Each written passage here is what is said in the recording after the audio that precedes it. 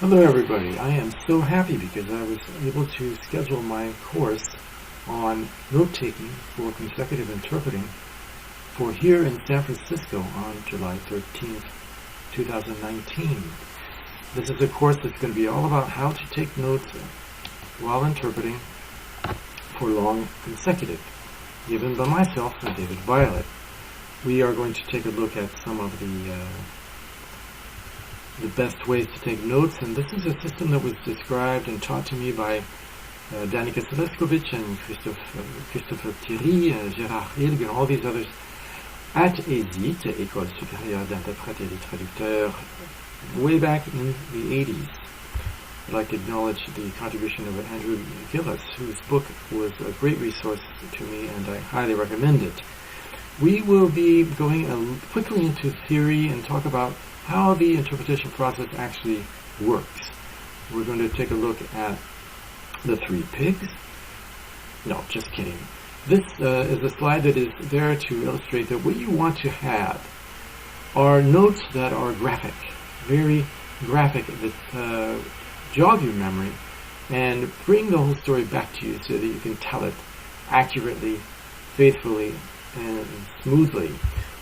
A full page of text with all the information in the world is not going to do you any good. What you need is something graphic that jogs your memory, and then you go from your memory what you understood. One of the main points of this training will be that listening is so crucial. You need to be able to listen in a special way, and in a way where the notes help you listen. We're going to just take a quick look at how the interpreting process works. And the model that I will be using, and it was a very big deal for Danica Seleskovich, and I think pretty much all major interpreters today pretty much teach this model, which is that when you listen, you understand. And then you go from your understanding to your expression. It is really the farthest thing you can imagine from word to word. It is really going through your own understanding, and then you tell that story, the story you heard, in your own words. You may say, wait, how can I tell it in my own words? What about the words of the speaker? Well, we will be talking a little bit about that. But really the process is that you get the underlying message, you discard the words, and then with your notes, you see the notes. That helps you to remember what you heard in terms of substance, not in terms of the words, and then you tell the story in your own words.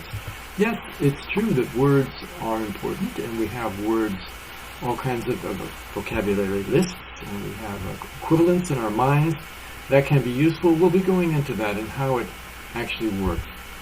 Now, going on to the actual note-taking process, we are going to take a look at the roles played by various things. Reasoning.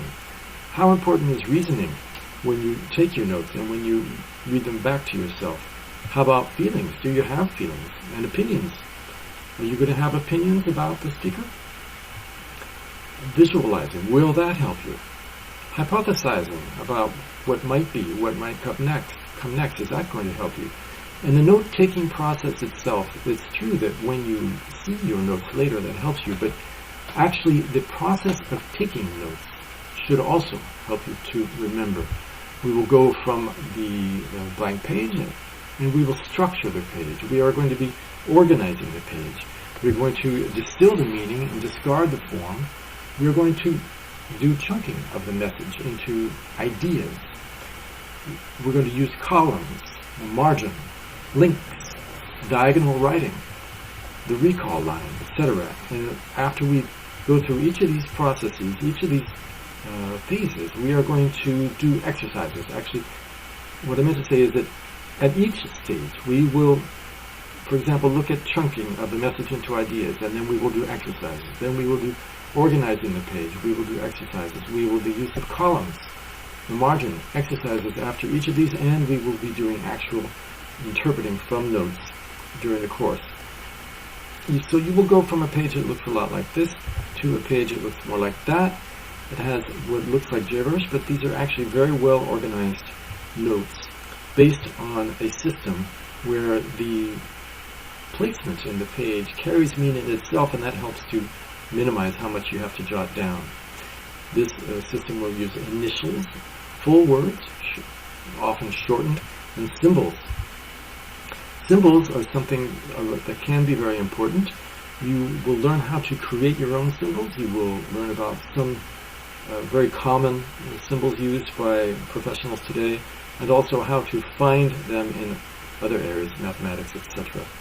When we've gotten our notes and we've heard the speech and we have it all in our memory, then it comes time to actually expressing this, and you are going to learn how to look at the notes, look up at the audience, use your voice at the right time, keep it going, that is, rather, as you look up and down at your notes, and you coordinate this with the way you turn the page. You may turn the page partially to see what's under it, to see the next page, etc. There's a whole technique to that. The whole idea is to come out with a speech that is complete, pleasant, and clear.